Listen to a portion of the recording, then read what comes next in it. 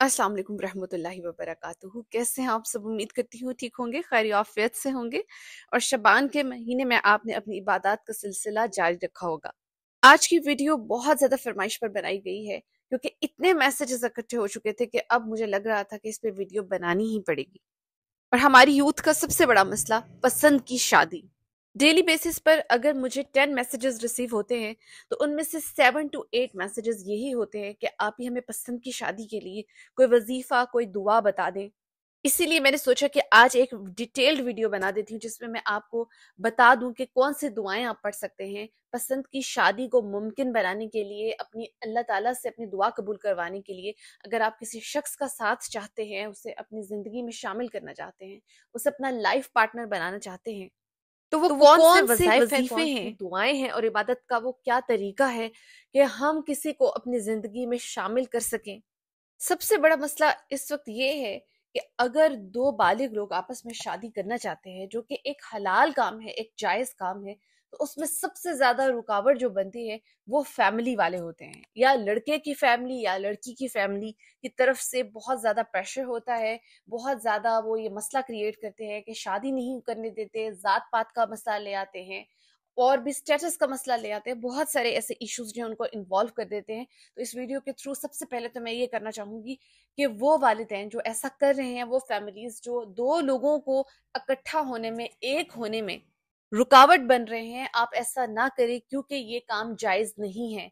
जब 2 बालिग लोग आपस में शादी करना चाहते हैं, तो अगर कोई तीसरा शख्स उनके दरमियान में रुकावट बनता है, तो वो गुनाह कर रहा होता है। तो आखिरत के दिन आपको इस बात के लिए जवाबदेह होना पड़ेगा कि आपने एक हलाल काम के दरमियान में रुकावट क्यों पैदा की। तो अगर 2 बालिग लोग हराम काम से बचने के लिए हलाल काम को अपनाना चाह रहे हैं, हलाल रास्ता अख्तियार करना चाह रहे हैं, तो आप उनके बीच में रुकावट ना बने। और हमारे सामने सबसे बड़ी मिसालें हज़रत खदीजा रज़ी अल्लाह ताला अन्हा की है, जिन्होंने अपनी पसंदीदगी का इज़हार किया हज़रत मोहम्मद सल्लल्लाहु अलैहि वसल्लम के लिए। इसी तरह हज़रत अली का इज़हार मोहब्बत करना हज़रत फातिमा के लिए। और इसके अलावा कई ऐसे सहाबा कराम थे जिन्होंने पसंद की शादियां की। तो आज मैं कुछ आपको ऐसी दुआएं और ऐसे मुजरब अमल बताने लगी हूँ जो आपने आज शबान के महीने में लाजमी करने हैं। इस महीने में आप अपनी दुआएं अल्लाह ताला तक पहुँचाएं, अपनी हाजात अल्लाह ताला तक पहुँचाएं उस तरीके से जिस तरीके से अल्लाह ताला इंशाअल्लाह आपकी दुआएं कबूल फरमाएंगे। सबसे पहले जो अमल मैं आपको बताने लगी हूँ, ये अमल बताने से पहले मैं आपको एक सच्चा वाकया सुनाना चाहती हूँ और ये मेरे बहुत ही करीबी रिश्तेदार का वाकया है। मेरी एक अजीज खातून है जानने वाली, जो किसी को पसंद करती थी और उन्होंने अपनी पसंदीदगी का इजहार भी किया, लेकिन वो शख्स जो थे, वो जो इंसान थे, वो नहीं मानते थे। अरसा तक ये वन साइडेड लव जो है वो चलता रहा।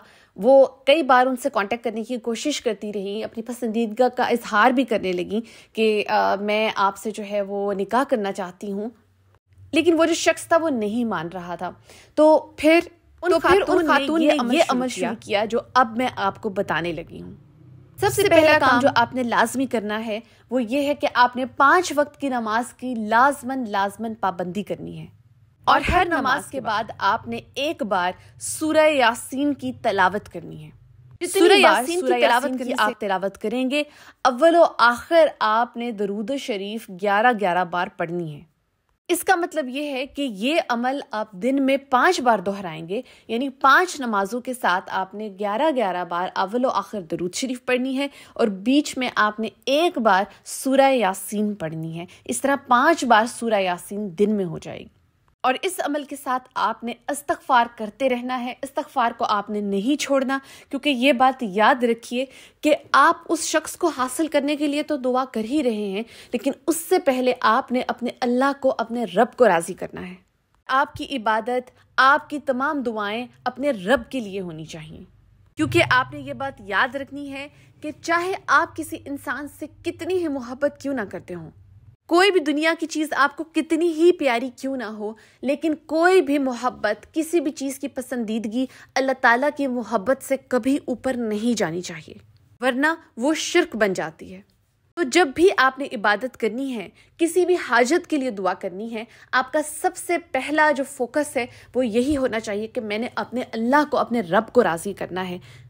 और इसके साथ फिर आपने अपनी हाजत को अपने अल्लाह के सामने रखना है। اور دعا کے بیچ میں کبھی بھی آپ نے نیگیٹو ورڈز نہیں یوز کرنے۔ اس کا مطلب یہ ہے کہ میں نے کئی بار لڑکیوں اور لڑکوں کو اس طرح کے الفاظ استعمال کرتے سنا ہے کہ اگر وہ انسان مجھے نہ ملا یا نہ ملی تو میں اس کے بغیر مر جاؤں گا۔ بہت نیگیٹو ہیں، بہت غلط ہیں، اور اللہ تعالیٰ کی بارگاہ میں ایسی دعائیں یا ایسے الفاظ قبول نہیں ہوتے۔ یہ جو عمل میں نے آپ کو بتایا ہے سورہ یاسین کا عمل، یہ آپ نے لازمی کرنا ہے، ساتھ آپ نے استغفار کی کثرت کرنی ہے، اور اس کے علاوہ حضرت موسیٰ کی دعا یہ میں لازمی بتاتی ہوں۔ حضرت موسیٰ کی جو دعا میں اپنی باقی ویڈیوز میں بھی بتاتی رہی ہوں، یہ بھی آپ نے ساتھ پڑھنی ہے۔ حضرت موسیٰ کی یہ دعا چاہے آپ دن میں 3 بار پڑھ لیں، 7 بار پڑھ لیں یا 11 بار پڑھ لیں، یہ دعا آپ نے لازمی ساتھ پڑھنی ہے۔ اور انشاءاللہ اگر میرے رب نے چاہا تو وہ آپ کی جوڑی اس انسان کے ساتھ ضرور ملا دے گا جس کو آپ پسند کرتے ہیں، جس کی آپ چاہت رکھتے ہیں، کیونکہ یہ عمل اتنا آزمودہ ہے کہ یہ باقاعدہ ٹیسٹڈ ہے۔ میری ان عزیز رشتہ دار جنہوں نے یہ عمل کیا تھا، سبحان اللہ، ان کا اسی شخص کے ساتھ نکاح ہوا اور آج وہ اس انسان کے ساتھ ایک خوشحال اور بھرپور زندگی گزار رہی ہیں۔ یہ عمل آپ نے تب تک کرتے رہنا ہے جب تک آپ کا مسئلہ سالو نہیں ہو جاتا، جب تک آپ کی حاجت پوری نہیں ہو جاتی، آپ کو وہ انسان نہیں مل جاتا جس کی آپ خواہش رکھ رہے ہیں۔ موسٹلی لوگوں کا 3 سے 6 مہینے کے اندر اندر کام ہو جاتا ہے، اور یہ بھی ذہن میں رکھیے کہ اللہ بہتر وقت کا انتظار کرواتے ہیں، لیکن اگر آپ سچے دل سے مانگیں گے تو اللہ آپ کو بے آسرا نہیں چھوڑے گا۔ اور دعا کے ایک طریقے میں نے یہ بات بھی بتائی ہے کہ جب آپ اللہ تعالیٰ سے اپنی دعا قبول کروانا چاہتے ہیں اور اپنی حاجت اللہ تعالیٰ کے سامنے رکھتے ہیں، اپنی دعا کرتے ہیں، تو ہمیشہ رو کر گڑ گڑا کر دعا کیا کریں، کیونکہ وہ آنسو جو اس وقت آپ بہاتے ہیں کہ آپ جانتے ہیں کہ وہ نیکیاں ہوتی ہیں جو آپ کے حصے لکھی جا رہی ہوتی ہیں، فرشتے آپ کے وہ آنسو آپ کی نیکیوں کی طرح لکھ رہے ہوتے ہیں۔ یاد رکھیے کہ آپ جب اللہ تعالیٰ سے کسی انسان کو مانگتے ہیں تو اس میں بھی آپ کی نیک نیتی انوالو ہوتی ہے۔ میں ہمیشہ لڑکیوں سے اور باقی لوگوں سے یہی کہتی ہوں کہ اپنے آپ کو حرام ریلیشنز میں انوالو مت کریں۔ لڑکیاں اگر کسی کو پسند کرتی ہیں تو کوشش کریں کہ آپ کا اس شخص کے ساتھ کوئی حرام ریلیشن نہ ہو۔ یہ بلا وجہ موبائل رابطہ، بلا وجہ کے میسیجز ایک دوسرے کو کرنا، ایک دوسرے کو پکچرز بھیجنا، یہ بات جان رکھیے کہ یہ حرام ریلیشن میں آتا ہے۔ آئیے اب دعا کرتے ہیں ان لوگوں کے لیے جنہوں نے دعا کا کہا تھا، اور اس دعا کا حصہ بنیے۔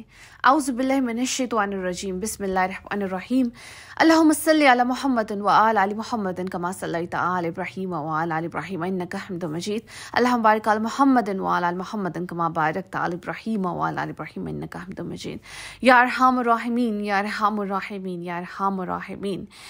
اے اللہ، اے سب کی سننے والے، دلوں کے حال جاننے والے، اے وہ ذات جس کے لیے کچھ بھی ناممکن نہیں، جو لوگ امتحانات دینے جا رہے ہیں ان کے دلوں میں سکون اتار دے، ان کے ذہن کھول دے، ان کے علم میں برکت دے، اور ان کی محنت کو قبول فرما، آمین۔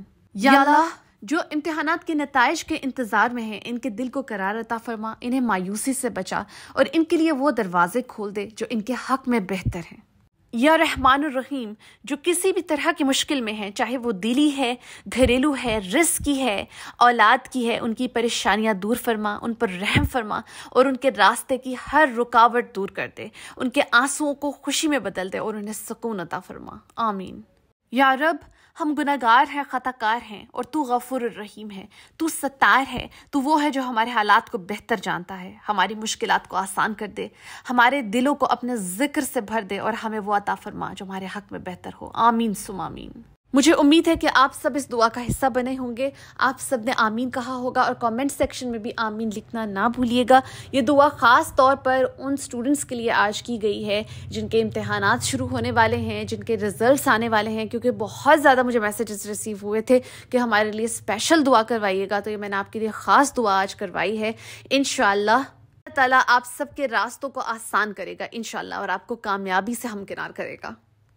شعبان کے مہینے سے بے حد فائدہ اٹھائیے، کیونکہ میں نے پچھلی ویڈیو میں بھی یہ بات آپ کو بتائی تھی کہ یہ مہینہ رسول اللہ صلی اللہ علیہ وآلہ وسلم نے کہا تھا کہ یہ میرا مہینہ ہے، اور وہ اس مہینے میں بہت عبادت کرتے تھے اور بہت روزے رکھتے تھے۔